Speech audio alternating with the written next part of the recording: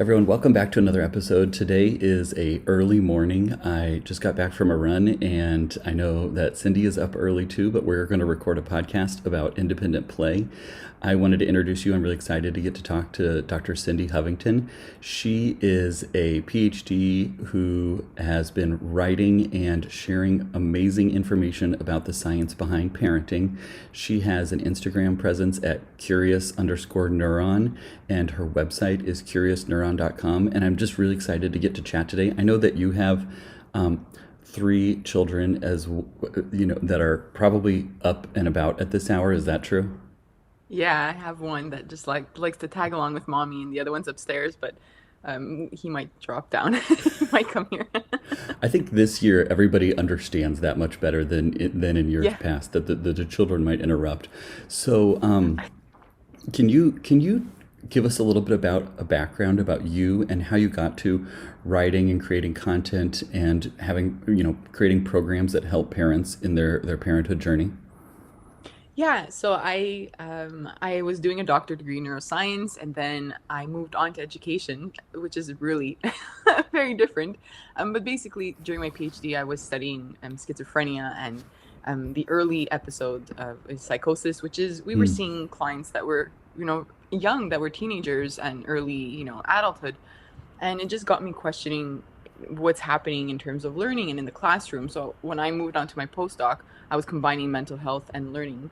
But then halfway through my postdoc, I got pregnant, and then I decided, okay, maybe I want to stay home, which I did. So I was home with my kids, and I decided that was right for me. But I really missed research. I missed reading scientific articles. So I got back to it at night just for myself, just to see what I could find. And obviously, I was reading what was, relevant to me. And I went into the sure. parenting literature and the child development literature. My part of my PhD was studying emotions and cognition, so I knew that part, and I kind of applied it to child development and started blogging about it just for fun. And then within a year, that grew, and then that grew into a podcast. Now we have a membership and we have parenting programs. So it's basically, Curious Neuron is a resource for parents that's evidence-based. So they could know that whatever information we share is backed up by science, and then perhaps it can help them make informed decisions when it comes to parenting.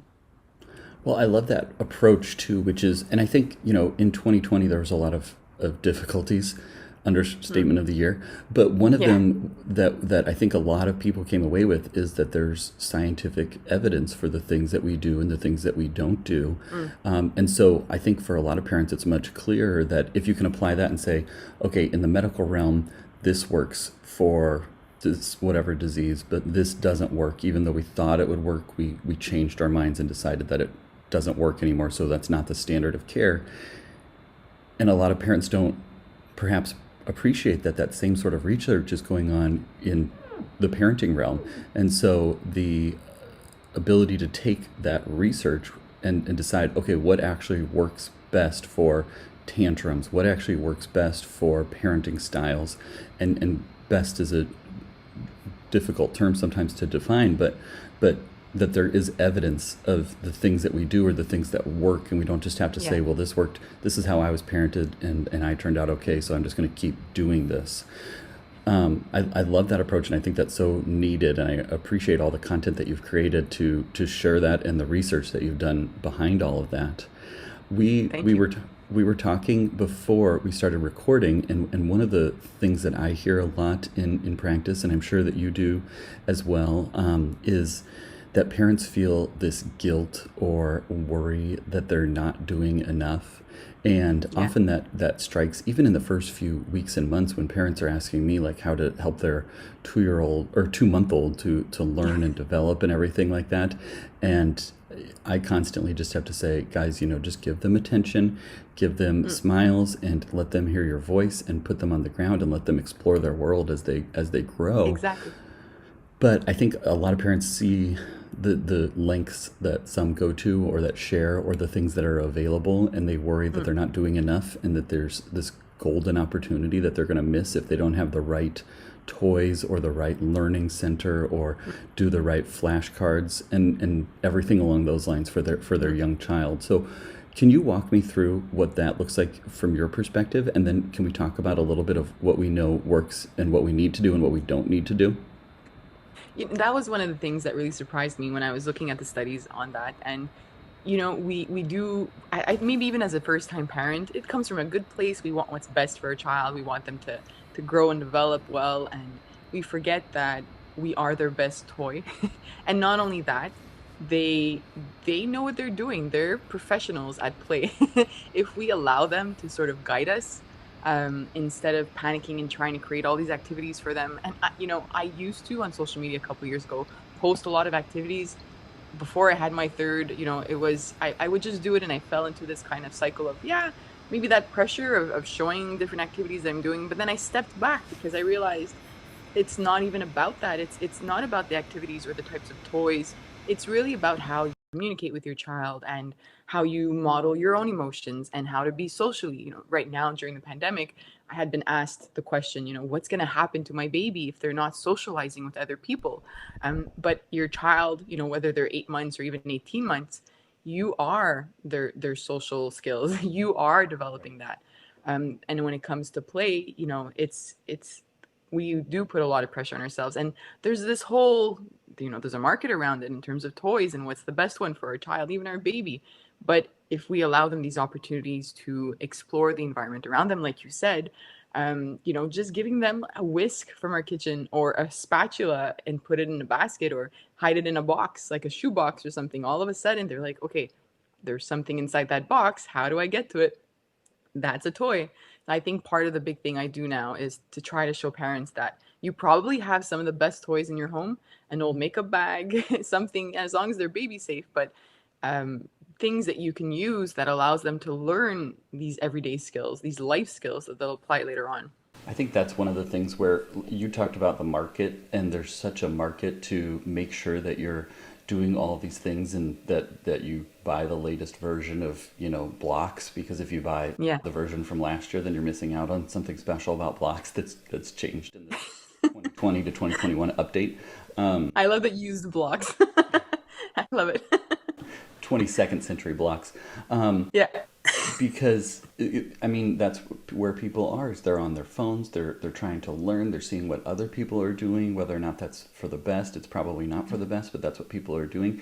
And then you get bombarded with these advertisements, and all of this subtle guilt creeps in of, well, I don't have that. My child is probably not going to do as well in kindergarten, or Yeah. my if I don't do flashcards, then my kid will be behind the other kids that I know are doing flashcards. So I just need to do it, even though maybe perhaps I think it's not the best thing, and it seems kind of absurd to do flashcards with an 18-month-old, but I don't want them to be behind. Parents want to make sure that their child has every advantage, and they're not, Yeah. disadvantaging them because they're not doing those things. So perhaps what we could do is talk through, and I'm just springing you on this, so it's okay if you want to pivot, but um, kind of in the first year, and then in the second year, and in the third year, kind of Mm, what can play look like? What can independent and facilitated play, and sure.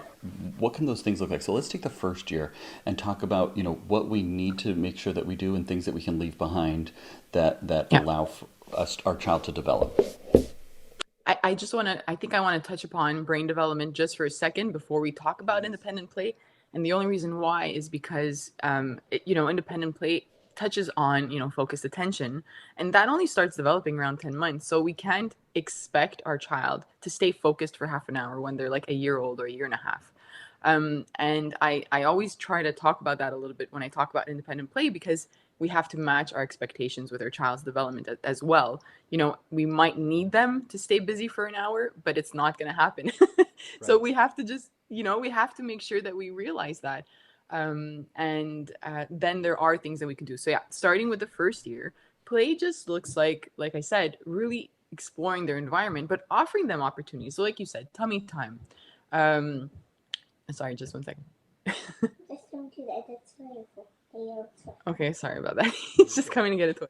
Um, yeah, so within the first year, play really looks like discovering their environment, and during lots of tummy time. For me with my kids, it was tummy time, looking at themselves in a mirror. You don't need any of the fancy stuff. If you have high contrast cards, sure, but if you don't, you're there, it's okay. Just kind of being at their level. And I think that's the most important part, is being there with them, being at their level. Come down, talk to them. I would pretend my house or my apartment with my first one, but I would pretend everything was a museum. So I'd grab them in my arms and be like, wow, look at this picture on the wall, or this is a fridge. What's inside? And then we'd open it.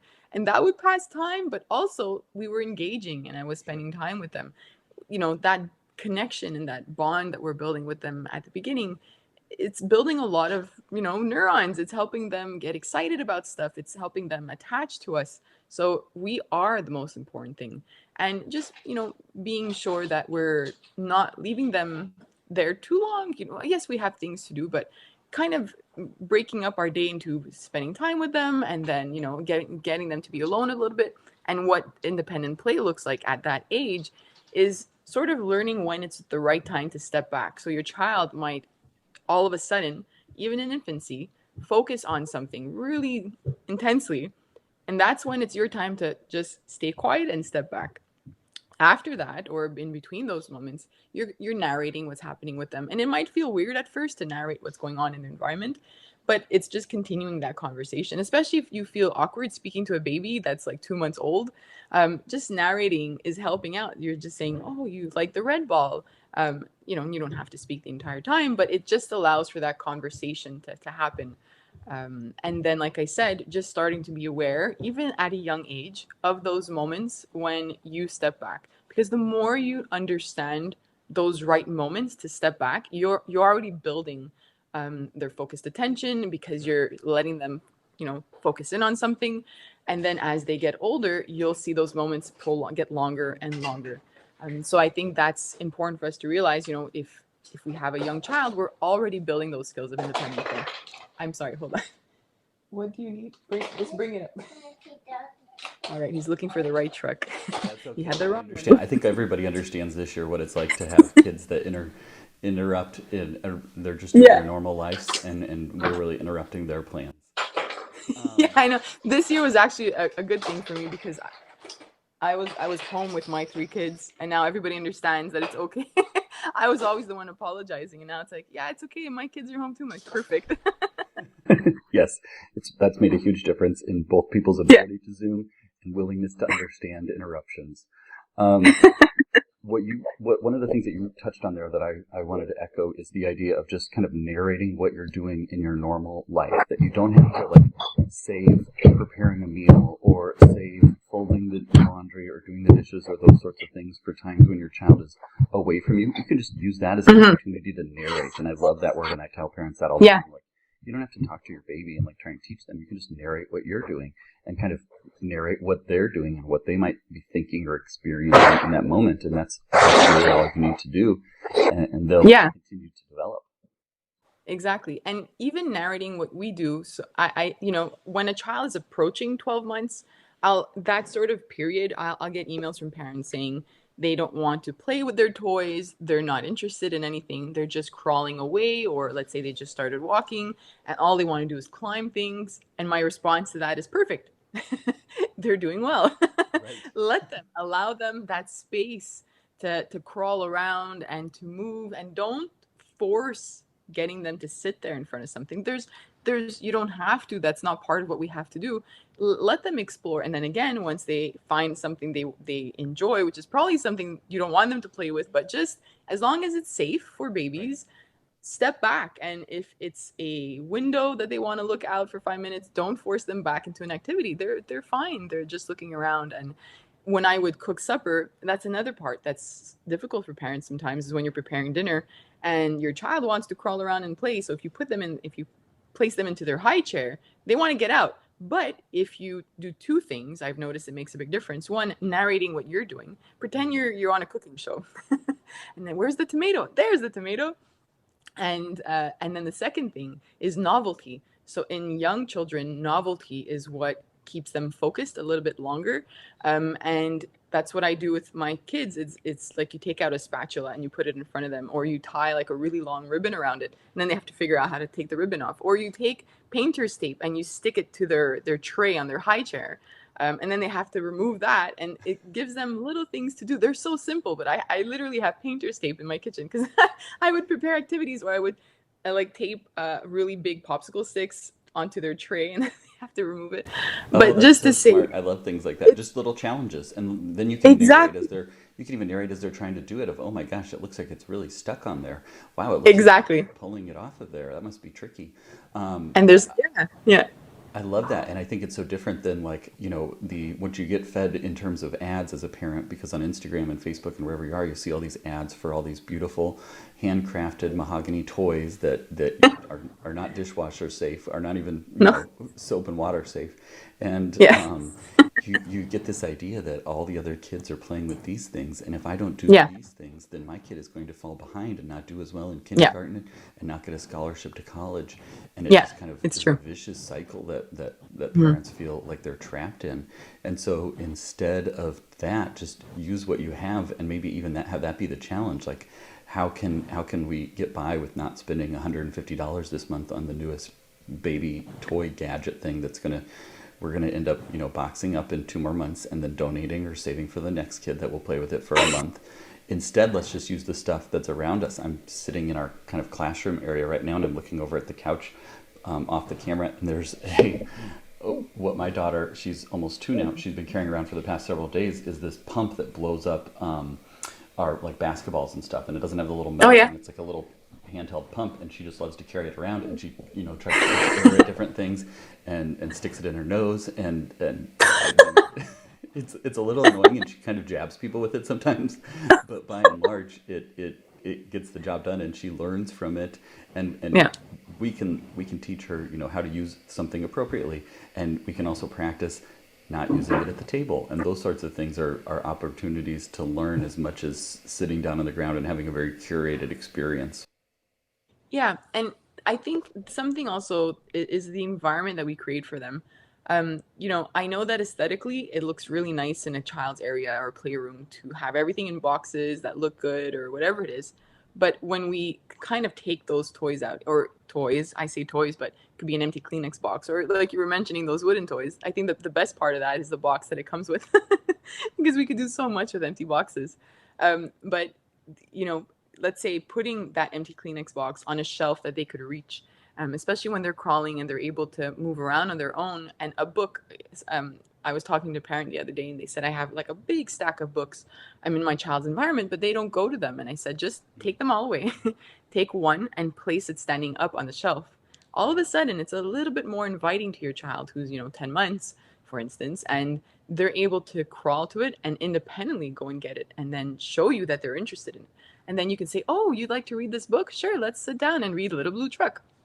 And it's just that kind of way of setting an environment and being aware of what they're interested in and letting them lead the way. So, like you said, with your child and the little pump, you know, I don't know how they came to it. They found it in their environment, but let them, whatever they find. Like my kids are right now, they're into anything that's in my kitchen. And I Mm. tend to lose measuring cups and measuring spoons. I keep buying a new set. I don't know where they're disappearing to, You'll but find him if you ever that's move. what they're into because now they're into pretend play together. I have a 1.5, a 3.5, and a 5.5. And the 3 and 5 year olds, they're really into pretend play. So they want to pretend that they're cooking or that they're feeding their dolls or whatever it is. And that's why all my kitchen things disappear. My items are gone. But, obviously there are boundaries. They know that there are certain things they can't take from the kitchen, but they're able to take whatever they want and they play with that a lot more than any of the toys that they have. And isn't that one of the biggest complaints that parents have sometimes? It's like, I bought all these toys Right, and all and they're gonna all do they is want is my Tupperware. or the Amazon box. We have, I mean, we're like most people. We get, the multi times per day deliveries from Yeah. Amazon. And Yeah. even the other day, I was looking at the boxes, and I was like, "Oh, this is going to be a really coveted box," because it had like an ad on it for like a movie or something, and like a really long box is going to be really, high importance because it, could be a train or something like that. It's like it Oh, doesn't nice. matter what's in the boxes. Yeah. If you could just order empty boxes from Amazon, Yeah. that would be another revenue source for Be a them. business. Yeah, because then you could get that perfect box that can be a rocket ship or whatever. Yeah. What about as they're approaching, let's say, like 18 months to 3 years? One thing that I often hear from parents in this age group specifically is like they want to be by me all the time and they won't give me a little bit of space so I can cook a meal and, get things done. Like they always want to be by my side. Do you have any suggestions for parents of how to encourage and foster independent play in that age group? Um, I love that you started off this conversation for this age group with saying that they want to be by your side, because that's exactly what I kind of do when it comes to play for that age group. Let them or allow them to mimic what you're doing. For me, at that age, once my toddler, my all three of my kids reached that toddler phase, it was giving them a water bottle, a spray bottle with a rag. And then once I was like, if I'm cleaning or even if I'm cooking, they know where their rag is and their bottle, and they take care. They spray the windows. That's their little job. It's just water inside. Or they spray the cupboards, and they're pretending to clean with mommy or daddy, and they want to mimic everything they do. I have like I bought at the dollar store. It's like a pretend Swiffer sort of broom thing, and Oh, sure, they totally. will go around and clean, and Hmm. they want to mimic stuff that we do. Having an empty bucket with a sponge that has no water, and they're just pretending to wash their play kitchen and all their plates and their dishes.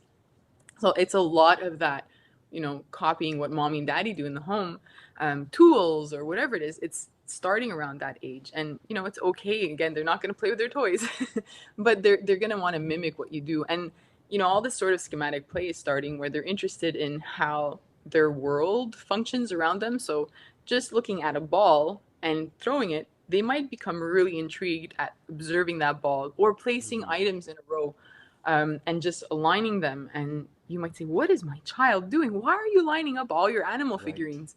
But that's their way of just observing and looking at it and kind of saying, "Okay, I could line this up. Oh, if I hit one, it falls." Or if I toss the ball on the wall versus if I roll it on the floor, it's reacting, it's responding differently, and that's how they understand certain concepts of the world around them. I really like that what you said there about that they want to do what mom and dad are doing. So if you can allow them to do that, and then Yeah. allow them to make a little bit of a mess too. Just yesterday, my our daughter, hi here, had said had our daughter who just is turning 2 today actually had said. Oh, happy birthday. She was indicating to the dog bowl and everything like that, and she went and got the dog bowl and she was going to fill it up with water. Hi, Harry. Good morning. No. She was saying, indicating that she wanted to fill up the bowl with water, and I'm like, okay, great. She's gonna fill it up, and then she's gonna make a mess Yeah. and spill, and it's gonna. And she did. Like she carried it. I filled it up with water for her, and I gave it back to her because she really wanted to carry it and put it down because she's seen us do that. She's seen her siblings do that, Mm. and she spilled a little bit. But then my surprise was that she ran straight into the kitchen. She knew where the towels were. She got a towel, and then she just went and picked it all up. So I think your children can surprise you. Now, I wasn't Yeah. expecting her to do that. I was expecting to have to go back and clean up the spill for her, but she knew that because she's seen us do that plenty Yeah. of times, and so that was something that she was used to and that she just wanted to do. It didn't feel like a chore to her; it just felt Yeah. part of the normal routine. So that was a good reminder to me to just allow them to participate in the home life and in the environment that is around them rather than trying to curate every moment for them or make sure that they always have a specific thing that they need to do. You can just allow them to be in your environment, in their habitat, and Yeah. they'll grow and develop and learn from that.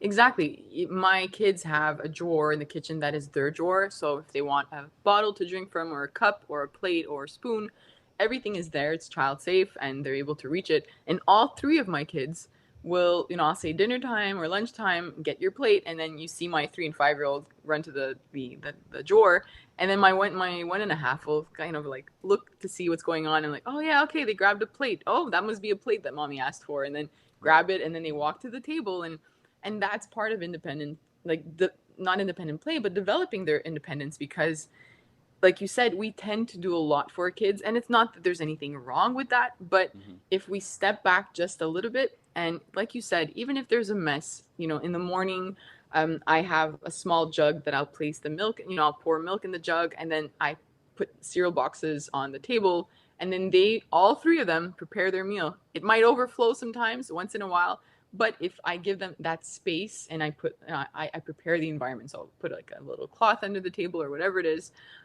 But then they learn life skills that will help them later on. And even all three of my kids have a knife, toddler knives that they can use, Sure. or there's like a wavy knife that my 20-month-old uses, and he can cut like cucumbers or boiled eggs, and it's easy for him to do it. So when it's supper time, we're a really minimalist family when it comes to screen time. So for me, supper time means I'm including them with me. So my 3 and my 5-year-old, they'll have their toddler knife and they'll chop the tomatoes and they'll chop other vegetables. My 1-year-old, he'll chop his cucumbers. He'll eat most of them, which is why I just give him a small piece. But at least he's busy and he's doing what we're doing in the environment. He's involved with us, and that's play because he's learning. So it's just about including them in the right parts of your day whenever you can. When we're folding clothes, my kids are the ones matching socks, and that's a Perfect. cognitive skill. Right. We don't realize. And that's something also I think that we forget about. We tend to say, okay, mommy or daddy has to clean right now, or mommy and daddy has to cook right now. You go play. By the way, that phrase never works. Yeah. The second you want it, it's like I'd love to do a study, but I'm sure it's 100% of the time. Yes. But yeah, it's not about doing that and trying to get them out of your environment, like you said. It's really about thinking of ways to include them in your environment because they want to be with us, and you'll probably have less tantrums and less, behavioral outbursts because they're with you rather than you keep getting in this cycle of like, just go play, leave me alone, I need to clean, I need to cook, and then they're upset and then you're upset and nothing gets done. Totally. Include them, whether it's if you're vacuuming, give them a little broom thing, like small one, or help them match socks. Even if they don't match them properly, it's okay, they're with you, and then you could teach them and say, oh, let me see, are they the same? Not really, this one is blue and this one is red, let's look for another one that's blue. So it allows for those conversations, which are all building cognitive skills that, Sure. in my opinion, are much more important than just learning alphabets by the time you're 2. Oh, There's amen. there's a lot more to that. You touched upon the flashcards, and sure, that's fine, but there are these skills, social emotional skills, executive function skills, that are much more important when it comes to academic performance and success. Life skills that'll allow them to have these relationships and these good strong friendships when they're older. These are the skills that we should be focusing on when they're young, not the other stuff. No, not to ignore the other stuff, but we place way too much emphasis on those. I love everything that you said there, and I think you're spot on. And I think conversation has hopefully helped a lot of parents to feel more comfortable with. Okay, I can step back from spending all the bucks on Amazon on all these child development toys and things. I can focus on my connection with my child and fostering that independent play and letting them be in their environment and in our environment together. I think that just takes a big weight off of parents' shoulders. So I can hear more people around our house, starting to move. I've got 2 right here on each side of me that you can't see off screen very well. And so I think now will be the time to say, okay, if you want to learn more, check out your website, curiousneuron.com, and follow you on Instagram. See the courses and programs that you've created to help parents to take away that guilt and uncertainty and make it more about connection and fun and development and learning as a part of our everyday life. So thank you so much for this time, and I so appreciate it, and I hope that your kids enjoy getting to just enjoy the environment, and because that's something that we focus on at our house a lot too. Thank you so much for having me. Thanks for watching. Before you go, will you hit the thumbs up like button, because that will make me feel great and it will make you feel great too. Hit subscribe so that you don't miss another episode, and if you have a question that you would like me to answer, just text me. It's 402-256-0768, and I will answer your questions live in an upcoming video. Keep up the good work.